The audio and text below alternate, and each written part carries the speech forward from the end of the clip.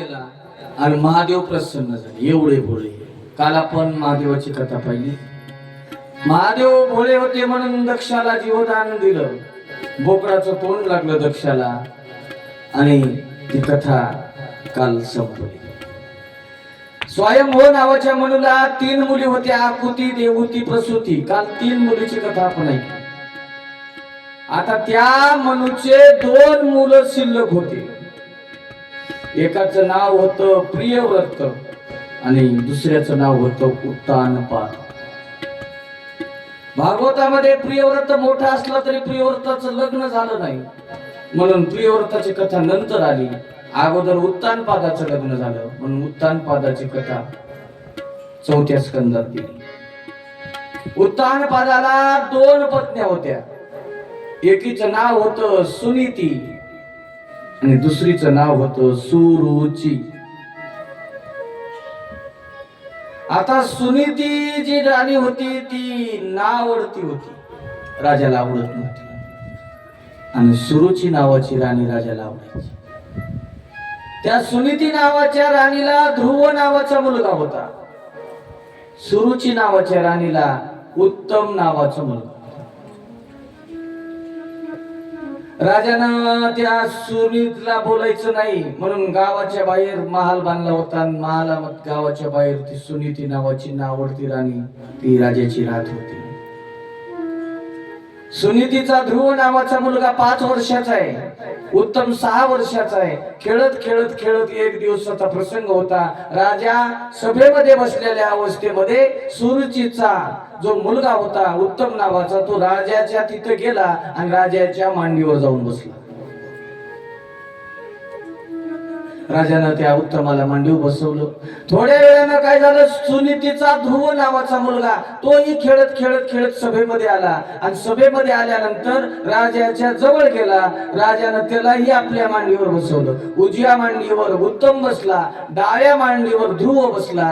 राजा त्या दोन्ही मुलाला खेळवत बसलाय. ही अवस्था 5-10 मिनिटाची चालली. पण 5-10 मिनिटानंतर काय झालं, सुरुची नावाची राणी होती. त्या राणीनं सहज लक्ष गेलं आणि तिनं पाहिलं सवतीचा मुलगा राजाच्या मांडीवर बसला.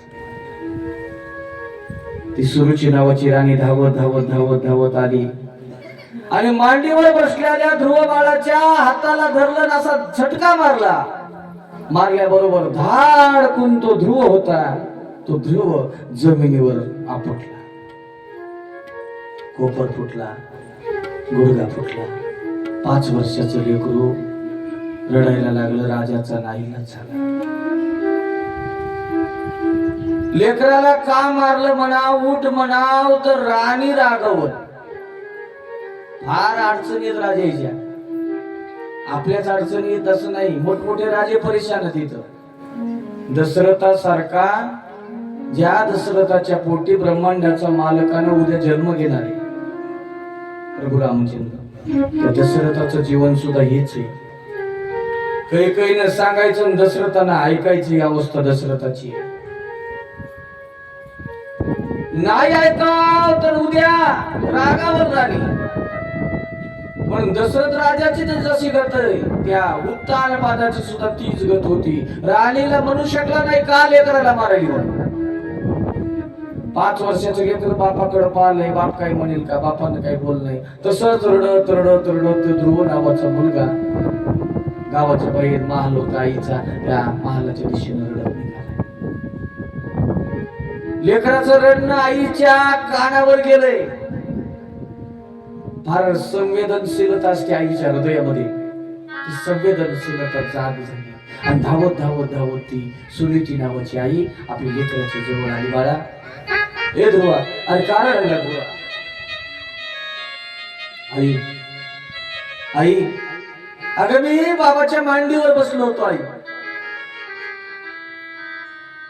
आणि मांडीवर बसला असताना मोठी आई आली. कोणती? सुरुची आई आली. मला विचारलं नाही, माझा गुन्हा नाही आई. माझ्या हाताला पकडलं आणि धाडकून जमिनीवर मला आईला आदळलं. मग माझा गुडघा फुटलाय, माझा कोपर फुटलाय.